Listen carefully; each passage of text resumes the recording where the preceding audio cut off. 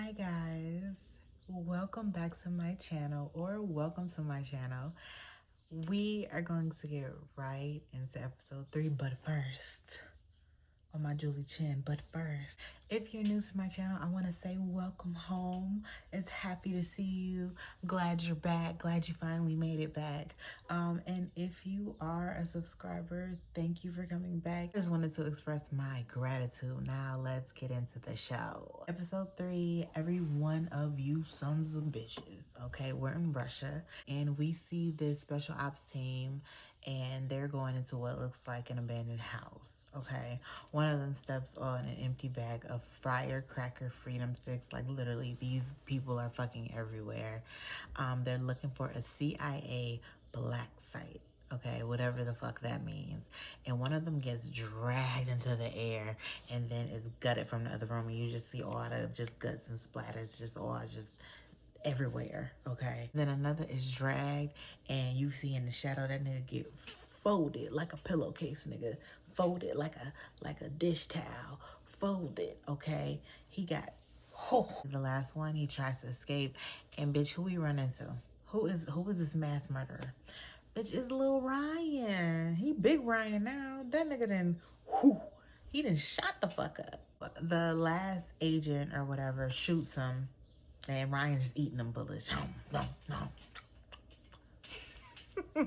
Eating the bullets because, you know, he's bulletproof. And the agent starts begging for his life and he said, I love Imagine Dragons.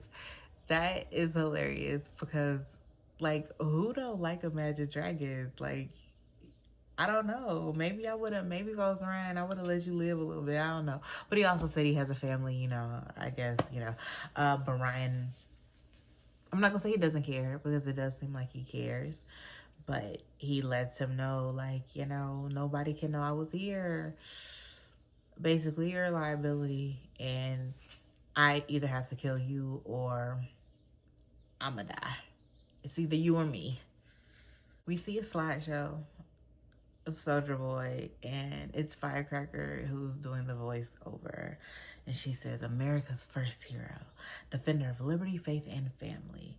Branded a traitor by the legacy media, scapegoated by Starlight, who was the real mastermind behind the attack on Seven Tower. But from the ashes of injustice, Soulja Boy has been reborn.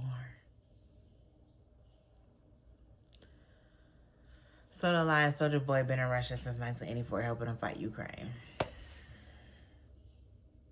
Girl, what are we doing? The Deep jumps in to say Russia isn't our enemy. They're a strong family first nation who don't put up with trans bathrooms. He says that in like the video, like that he says that verbatim.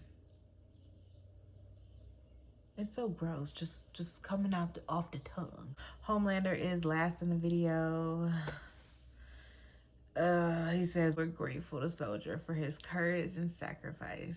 And then we pan out to see this propaganda slideshows being shown at a press conference with Ashley awarding Soulja Boy with the first ever Democratic Medal of Patriotic Freedom. Girl, what the fuck is that? We just making up shit now. I mean, we doing it. We're doing it here in reality. So, I mean, why not do it in the show? Why not? Why not do it for entertainment, you know? Just like, when does satire stop being satire? Like, when it's so close, when does it stop? And it's just a fucking documentary. Homelander is one of his little weird days that started, mind you, that started only when old father did his little voice sonic boom thing. He's in a daze and we hear again, my boy, my poor sweet boy. Oh my God, it's so gross. And for some reason it prompts him to tell the world live in front of all the media that Soulja Boy is his daddy. It's his papa. This is me, papa. Are you proud of me, papa? Honestly, Soulja Boy just wants everything to be about him. He wants everything to be about. If anybody is getting any type of shine or love, or if anybody prefers somebody over Soulja Boy, over Homelander, he's just Oh, it's so gross. It's so gross. I think that's all it was. It was like, oh, I want some attention. I want some attention. Give me attention. Uppies. Once everybody leave the little meeting room for the seven, Homelander is sniffing around Soldier Boy's ass, talking about People Magazine is calling them America's sexiest dynasty. Oh my god! And Soldier Boy just looks at him like, I don't know if Soldier Boy's like just disgusted, disappointed, like a mixed combination, a surprise bag or something else. I don't know. Ashamed, embarrassed. So the boys see that Homelander, that Soldier Boy is alive because they see the press conference. They're watching it on TV with everybody else. They're like, what the fuck is going on? We watched him die. And Samir explains that Soldier Boy has V1 in the system, the prototype, okay?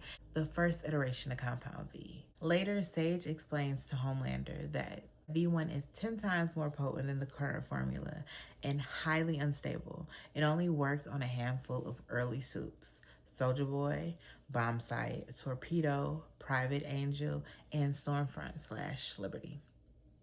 And that's why he survived the virus, and it's likely why his generation of soups don't age. And that last part, baby, it hit Homelander right in the balls, okay? He's like, don't age, bitch. I can't get older. Oh my God, I got gray hairs.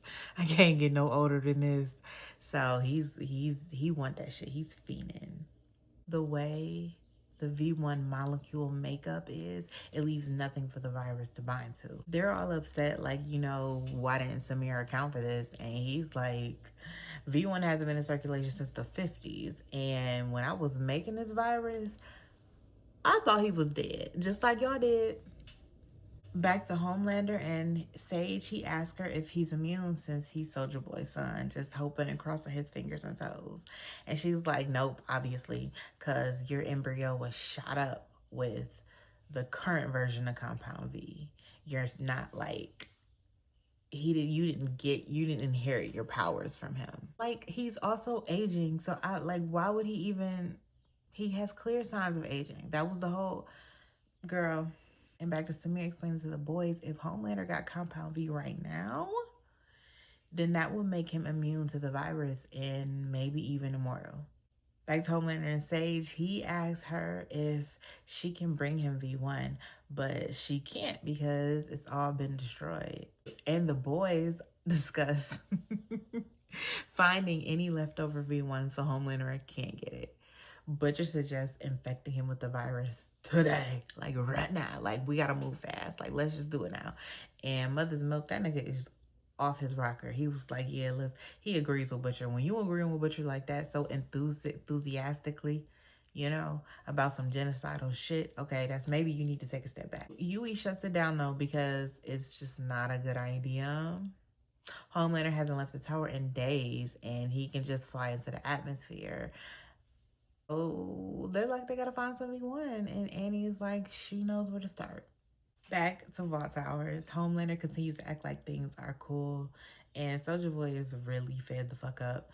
He knows that he knew Butcher had the virus. And he's like, you sent me to the slaughterhouse. Ain't I supposed to see your daddy, bitch?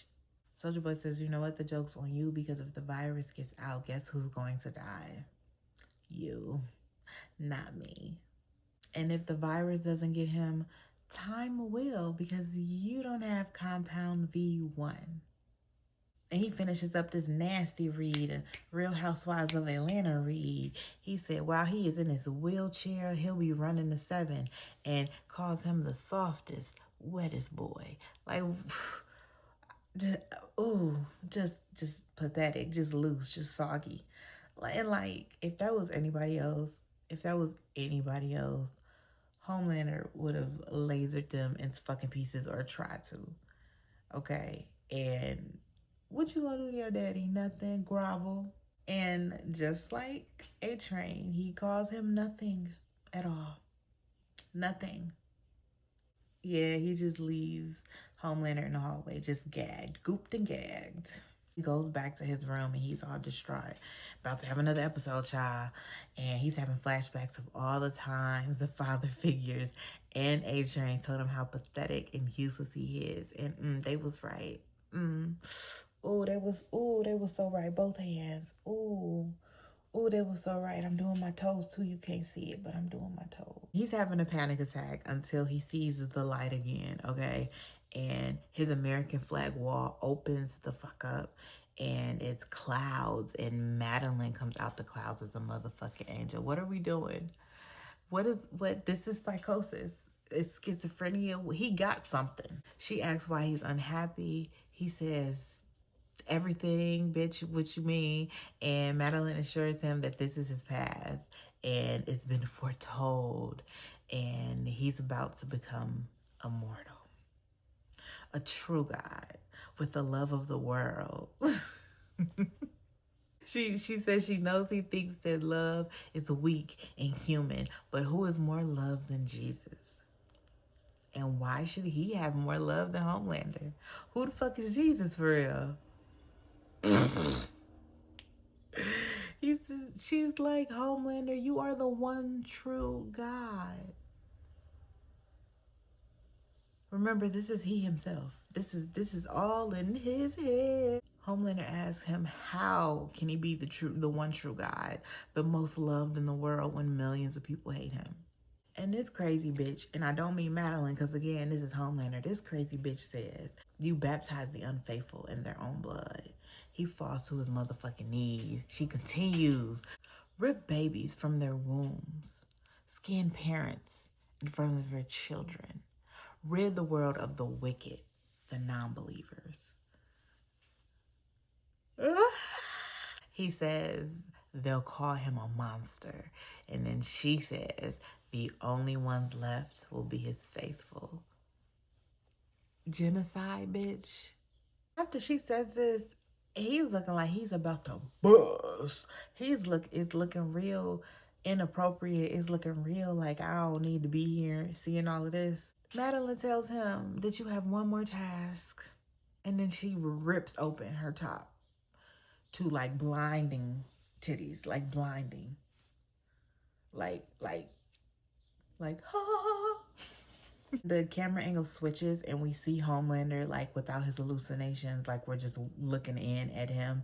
And of course, nobody is there and he's on his knees going crazy. And I think he just came in a suit.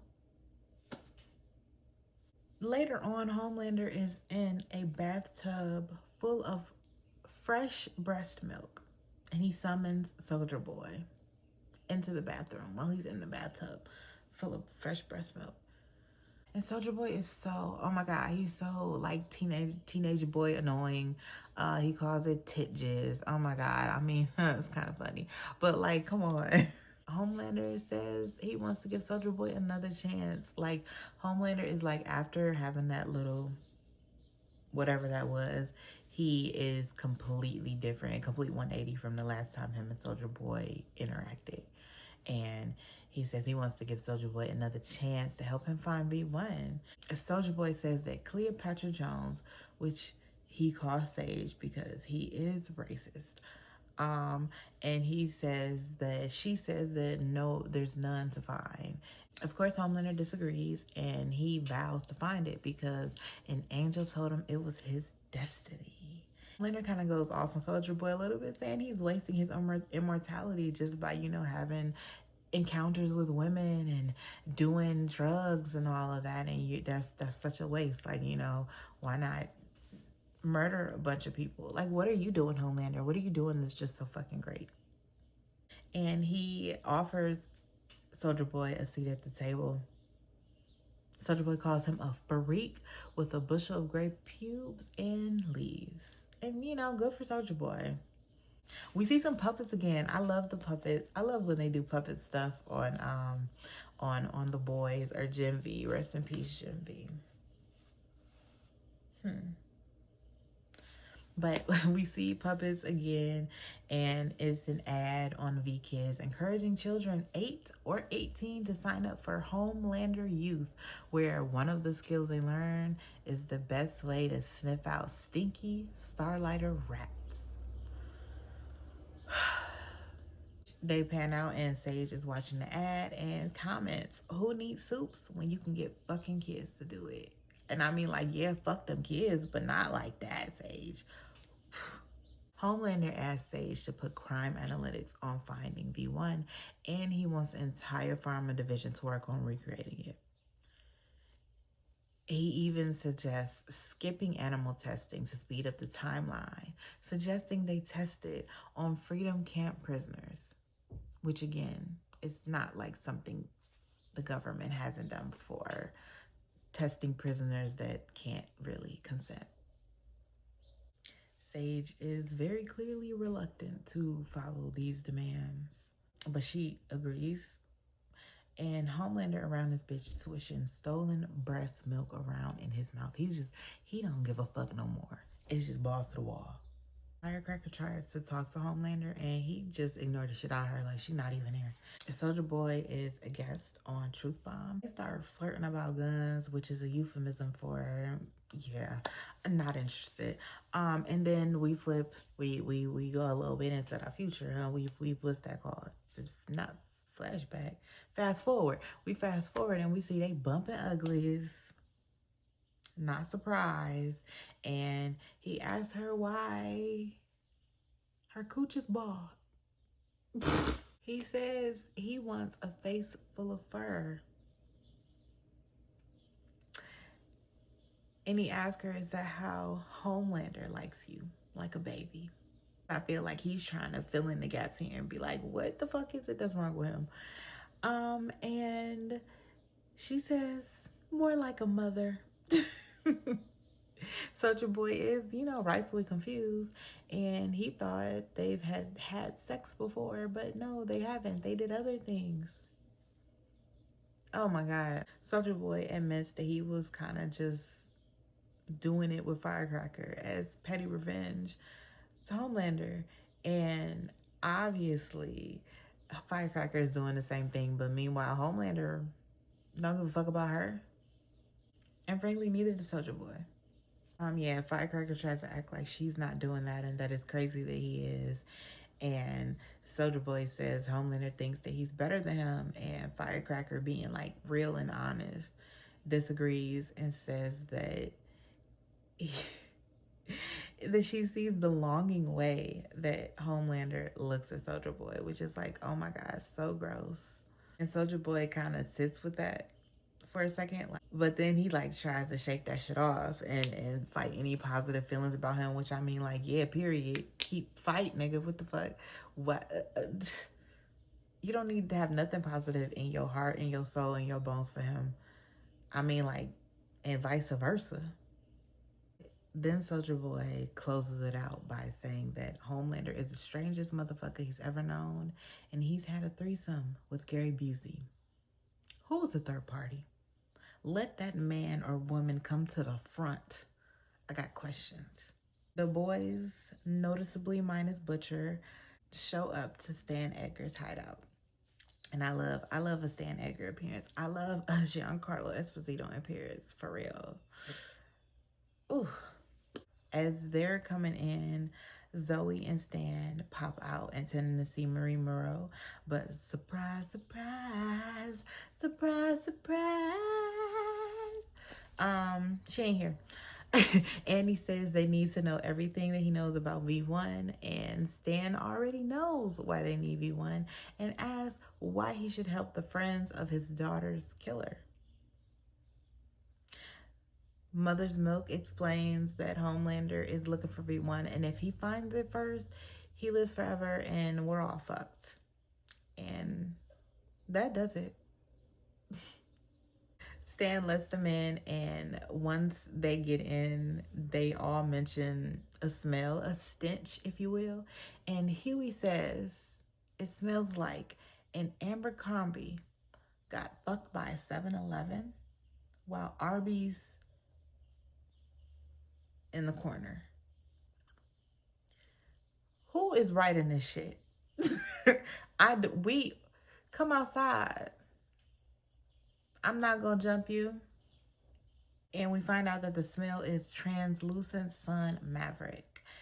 More specifically, it's the Vibro Mango Thunder body spray, and it's like Axe. It looks like Axe. How niggas love to drown themselves in acts. Ooh, bad memories. PTSD. Maverick has been radicalized against Vought. And one of the reasons is Vought said that a cartel supervillain is who killed his dad. And Stan told him the truth. The truth. And what the truth that Stan Edgar told Maverick is that Homelander killed Translucent. And Huey and Stan and MM in the background a little bit give each other like a look. Stan explains that V1 was barbaric and unstable, and Vought murdered thousands of test subjects, only to have 5 successes. And after they defected to the Allies, he kept testing it on U.S. servicemen. It was stabilized in the 50s, and Vought swept all mention of V1 under the rug. And Stan tells them that they can look through all of Frederick Vaught's files that he has. Huey walks off to talk to Zoe. Huey is just, I can't stand a white man, because why are you filled with so much guilt that you really about to go to this girl that's an orphan, who believes she's an orphan, and try to like make yourself feel better, like get some fucking weight off your shoulders. Like she was sent to Red River. Like, you can really keep your apology. It's literally just for you, just so you feel better. But anyways, she feels the way I do, and she basically tells him to go fuck himself. She goes up to like the rooftop, and she meets up with Ryan because the boys are there, and she wants to find Butcher and get him up out of here. Send him where her mama went.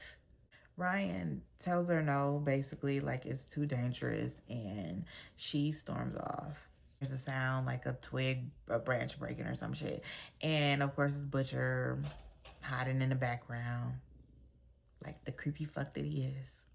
Ryan said that he could smell the Tanqueray on his breath, so he already knew he was in the vicinity. Butcher says he was hoping that he would see him there, and Ryan is upset and like pushes Butcher, but Butcher doesn't really move for real. So he's kind of like shocked, because like, do you see what Ryan had did to his mama? And Ryan is a soup, so he's kind of like shocked a little bit. And Butcher says he doesn't break easy anymore, like Mallory. And I feel like that was kind of like a low blow. I don't really think he meant to kill that lady, but he did kill her, so okay. Ryan says that Zoe was right about wanting to get him up out of here, and he's like, I should just put you out of your misery. And Butcher says that he won't, because they both love the same woman, and I quote, hate the same cunt, the cunt being Homelander. So Butcher proposes that they have like a proper talk. Back in the lab again, back in Stan's hideout.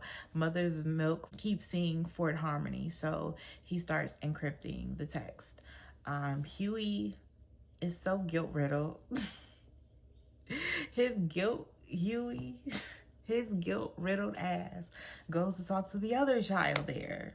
Like, let's just traumatize all of these kids further. And Maverick explains that his dad was in the first campaign of the V-Bro Mango Thunder body spray ad. And, it reminds him of his dad. And Huey tries to relate, talking about his dad. Maverick asks to help kill Homelander because he wants his get back for some shit that Homelander didn't do. Huey is telling him that he needs to let it go, like let all of this anger go, because it's, even if you do kill the person that you think killed your dad, you still won't feel satisfied, you still won't feel happy. And he's telling him to let it go, move on, live a happy life. And I mean, right message, wrong messenger, daddy murderer. You're a dad killer. You're a daddy killer. You kill yours and you kill somebody else's, and you want to talk to him about, like, that's fucked up. Like, that's fucked up. Like, that would be good advice if you didn't kill his dad. Are we not thinking? Maverick mentions his alpaca girlfriend, which we seen in Gen V, and is that consensual?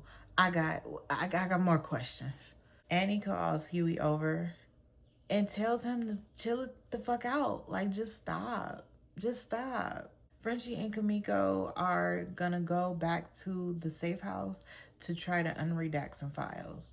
And on the way back to that safe house, Frenchie and Kamiko talk about what they want to do with their time if they make it past all of this shit. And Frenchie wants to travel and be a DJ, and Kamiko wants children, a family. Frenchie's like, kids? Fuck no. Fuck them kids. Fuck them kids. He just like Sage. Fuck them kids. And as they're getting gas, a Cybertruck, a douche-mobile, speeds right on past them.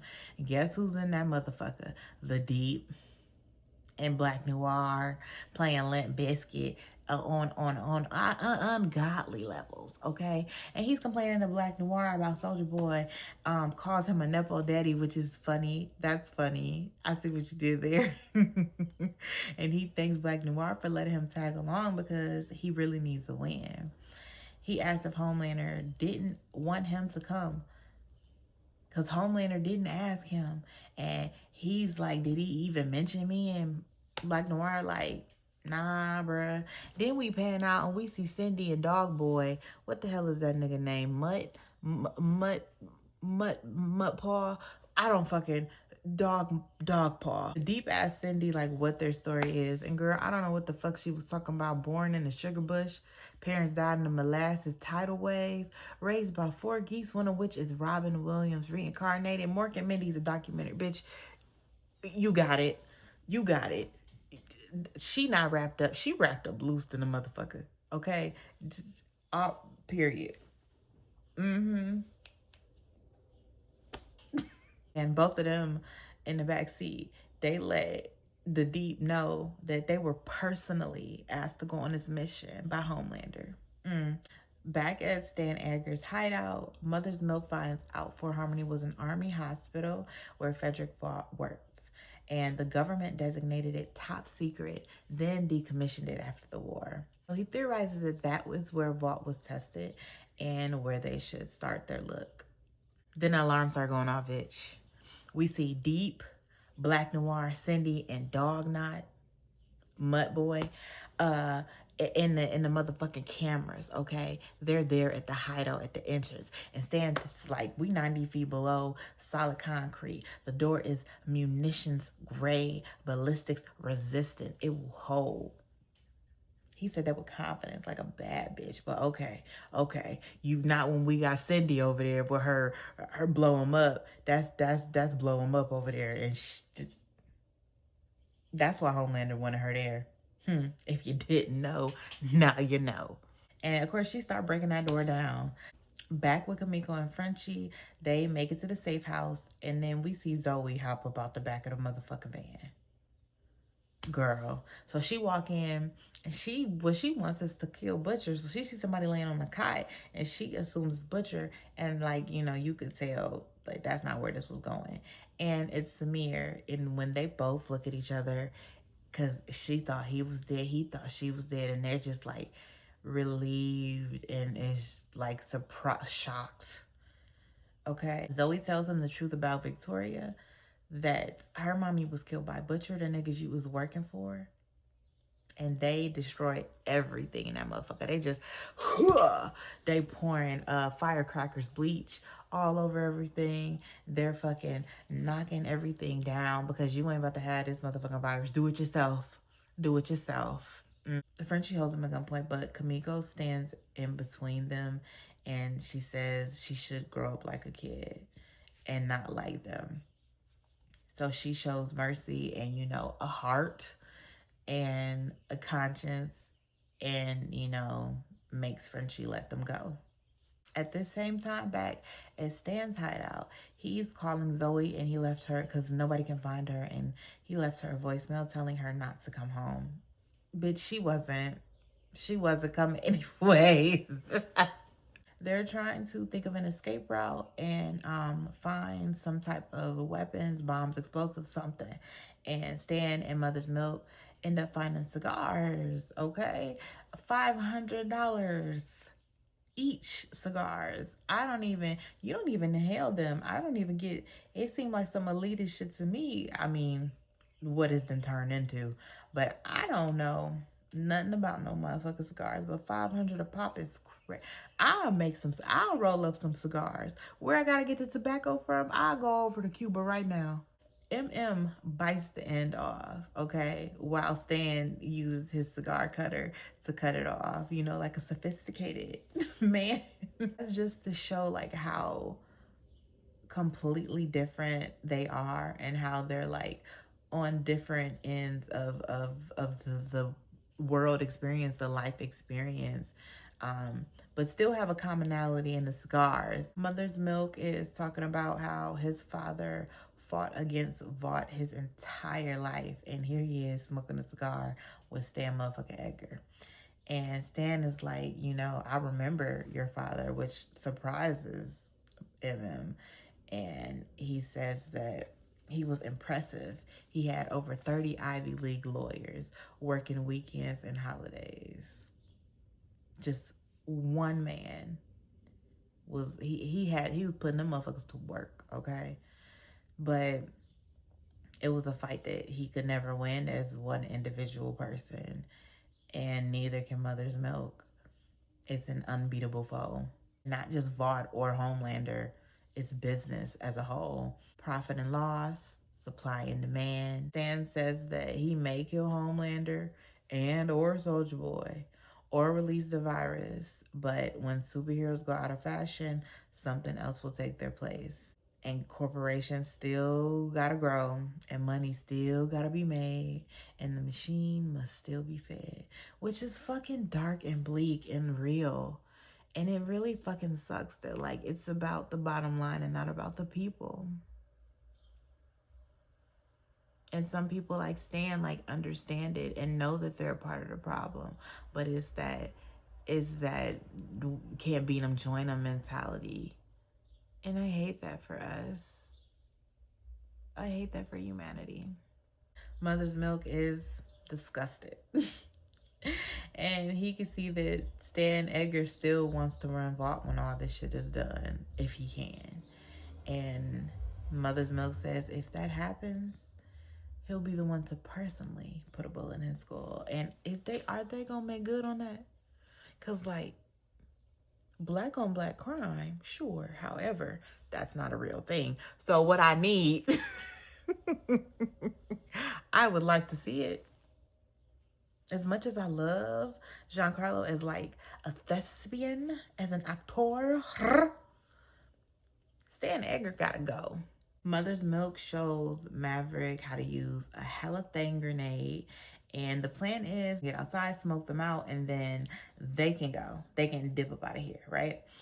However, they got a dog ass nigga out there with a canine nose, and this nigga been pouring Mango Tango Thunder body spray all over himself for hours. So he finds him almost goddamn immediately. The Deep explains to Maverick that Huey and Frenchie blew his daddy up and put him in a box and dropped him in the river. No cap on God, bro. Oh my God, I hate the Deep. You see a tear slide down his invisible face. And then Huey, Starlight, Mother's Milk, and Stan realize the Deep is talking to an invisible person on the cameras. Maverick enters the code to get into the motherfucking door, and they are en route, bitch. They're on the way. On my way! Exclamation point. Stan runs like to the end of some hallway and presses a button, and like a door slides down, like an invisible door slides down out of nowhere, and he kind of like has a little victory, like, yeah, fuck y'all. But then that nigga got fucking rocked by Black Noir, tackled the shit out of him, okay? And he also, before he got tackled, he turned off the power so everything is dim and Starlight can't even use her powers. The Deep congratulates Black Noir on catching Stan Edgar, and they put him into the back of the Deuce truck. And then Black Noir gets in the passenger side. And then the Deep puts the halothane in the car, closes the door, and passes them out. Knocks them the fuck out. And then once they're passed out, he opens the door, the passenger door, and drags Black Noir out and threw that nigga, tossed him, okay? Like a sack of potatoes, like, huh, like with some force, with some vigor. And I didn't like that. I didn't like that. That was microaggression to me. I don't know. He ain't need to do all of that. And then he drives off, leaves his friend that he begs to come with him, leaves him. He ain't shit. He ain't shit. Meanwhile, back in the goddamn bunker, Starlight, MM, and Huey are trying to find a way out. Okay, Dog Knot and Cindy still in that motherfucker. I guess they just in it for the love of the game. I don't know, cause they could have, mission was accomplished. They could have left. I don't know. Well, nah, Homelander probably wanted them to get rid of him, huh? Fuck Homelander.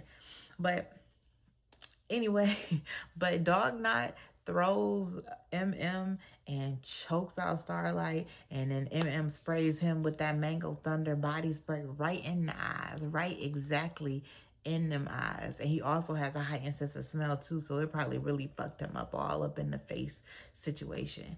And then they proceed to beat his fucking ass. They tag team the fuck out of him, okay? That was some WWE type shit. In the midst of the fighting, Maverick asked Huey, did he kill his dad? And was that why he was saying all that shit about letting go? Which, in hindsight, like knowing that is like, oh, you weird nigga. Huey admits to it and says he killed his own dad too. Like, that's gonna help the situation. Maverick calls him a psycho. Huey tries to explain why he was so angry at the time that he killed Translucent, citing Robin's death. And like, why do you think that he would give a fuck about any of that shit right now? Especially after you lied to him about it. Like, Maverick gives a fuck about that. So Huey grabs a golf club and he just starts swinging, which is like, I mean, good strategy. What the fuck else you gonna do? You don't have that many options when you're fighting an invisible soup. And Huey kind of getting to work a little bit. It's really a funny scene to watch him like fight with somebody that's like not there. And Huey's getting his ass beat. Like, I mean, most people would if they were fighting an invisible person. You know, I just put that out there. I mean, I do think Huey is a little punk ass bitch a little bit. But, however, Maverick is still a soup and he is invisible. Like, that's a curveball right there. Cindy walks in, blows a nigga up. She walk in, see the fight, blow a nigga up. Annie come in without hesitation. Take her out of here. Crack Cindy's neck real smooth, real easy, real nice. And then, you know, for a second, we're like, oh my gosh, she just blew up Huey. But then after I like took a breath in and I thought about it, I was like, for story-wise, that don't make sense. And you know, it didn't. She actually killed Maverick. Just, I guess maybe he was in the way of Huey, and even though she was looking at Huey, I don't really know how her powers work for real. I know she got to do the hand thing, but then they said Marie Moreau, when she was telling Marie Moreau, Victoria told Marie Moreau, you don't got to you don't have to cut, just self-harm yourself. And then, was it Godokin telling her not to use her hand? She don't have to use her hand. So, I mean, like, I don't know how her powers work, but, you know, he got that plot armor. Huey got the plot armor thick. You know, Huey is covered with Maverick's insides, and Annie is like hysterical. She does not want to kill people, and she thought she lost Huey, and what she'll do when she thinks she's losing somebody close to her. She's like probably afraid of herself a little bit. We go back to Butcher and Ryan, who are having a talk in a pub, and they discuss how to kill Homelander. Butcher explains that Ryan is the only one that can stop him. And he says he doesn't believe in destiny, but if anyone has one, it's Ryan. And Ryan asks what happens to him if he throws the virus at Homelander. And Butcher tells him the truth. You going to the same place he going. We're all gonna be up out of here. And he was like, you know, it's gonna happen, but I'll be close by and, you know, we can go together. Butcher landed on thick, let him know, like, you're gonna save the world. If you do this, yeah, you'll die, but you're gonna save the world. You're gonna be like a real hero. And Ryan is really considering it, like thinking about the weight of such a decision. They're drinking beers, just tearing them down. Butcher's talking about his abusive father, and Ryan asks where he is. Um, Bottom of the Thames, where he put him. He said, where I put him myself. He took pride in that. And I mean, I feel him.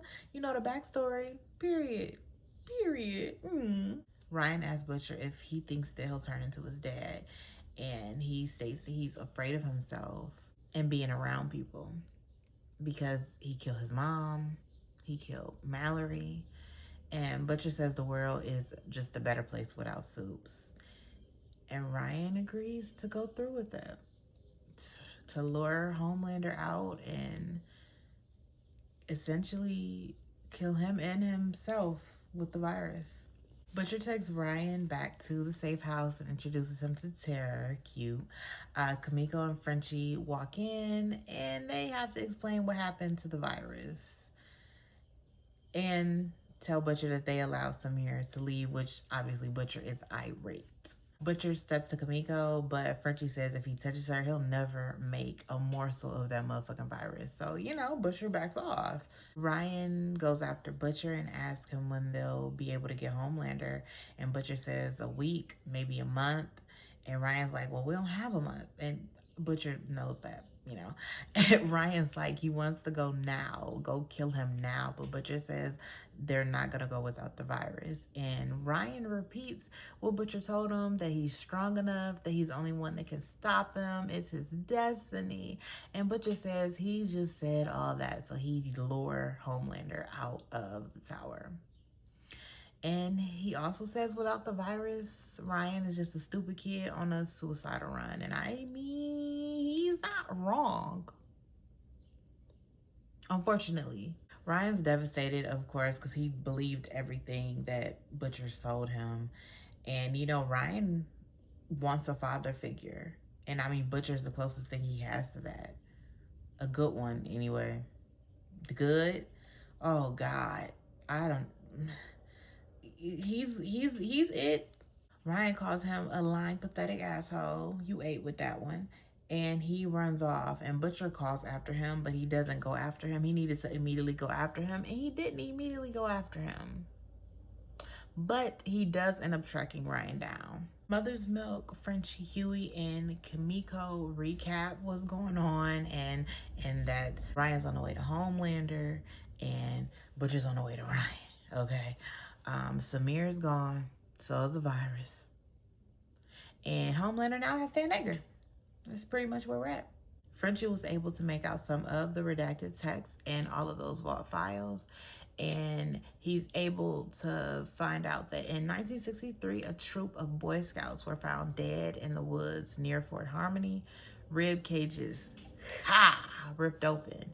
And it's not really the most helpful thing right now. But hey, MM likes one of Stan's cigars. So yeah, he took some. I hope he took them all. I hope he took a pocket of them all. Rob him blind. Annie leaves. She's afraid something's going to happen to Huey, and she wouldn't be able to come back from that. And she realizes that after that encounter that they just had. We see Homelander back in that place where he first took Ryan, the it's like a food hall. And when it used to be the Seven themed. It was the Seven everywhere. It's now just Homelander theme. It's Homelander everywhere. There's like two 12-foot statues of him. There's cardboard cutouts. The window has this big decal of him in the air, so it looks like he's flying right into you. Terrifying. Jump scare. Homelander and Ryan meet up, and Homelander says that he loves Ryan and assumes that he wants to ask for forgiveness. Says that he put too much pressure on him to fill his boots, which is impossible. Homelander says he's going to live forever, and now Ryan can do whatever he wants. Like, he's relieving him of his duties. Like, you don't have to be my successor. I'm going to live forever. Who can do my job better than me? You can go on and do whatever the fuck you was going to do with your little life. Don't even need you no more as like a pawn, as like some type of of to feel like I accomplished something, you know, like my kind of legacy. I don't need you for that anymore. I was going to use you so that I felt better about my mortality. But now I'm immortal, or I'm going to be. That's what the prophecy is telling me. Oh, Lord, this is a mess. And Ryan's like, fuck all that. Did you assault my mom? Point blank. And Homelander says that it was consensual, but Ryan can hear his heart racing. Ryan is pissed. He's upset. He's so worked up. He lasers him and rises towards him, and Homelander says that his mom came on to him. Oh my God, it's so gross. Homelander is like pretending to be a caring person and acting like a father, I guess. And Ryan is just lunging toward him because he's so upset. He's he's a teenager. Not only is he a teenager going through like the regular hormonal things, he's a soup. His mom is gone. He's like he's on the run. Like he's angry. All that angst built up.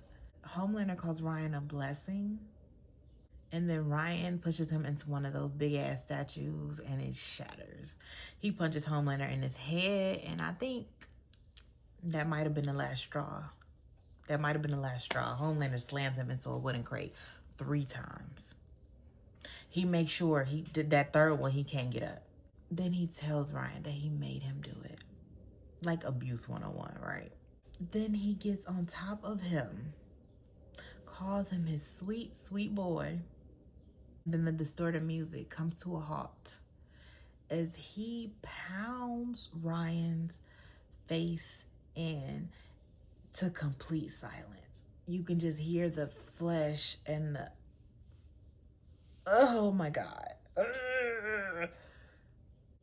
You can just hear it. It's all that you hear. And at one point, Homelander pauses and looks at Ryan's beaten, bruised face and hits him again, like harder, with no mercy. Butcher finds Ryan alive, thank God, because I didn't know if he was gonna make it. But he's beaten the fuck, he's battered. That poor baby. Then we're back in the tower, and the Deep brings Stan to Homelander, and he hugs Stan like a son that missed his daddy so much, and says they have so much to discuss as he like caresses Stan's head. And that's episode 3. If you made it this far, hit the subscribe button if you are not subscribed already, and like the video if you like the video. I am excited, a little anxious to finish this season, but this last season, it ain't too shabby now. It ain't too I done seen some bad final seasons. God. Oh, flashbacks, PTSD. This is not that. I'm excited. And I'm also sad that this is the end. Not really, but it's the end for us. What did you think about episode 3? Do you have any predictions for the rest of the season or the finale and in its entirety? Let me know in the comments. Thank you so much for watching my video. I hope you have a wonderful day that turns into a wonderful week, that turns into a wonderful month, that turns into a wonderful year, and then 10 years, 100 years, however many years. We are here, okay? I'll see you guys soon. Bye. Love you.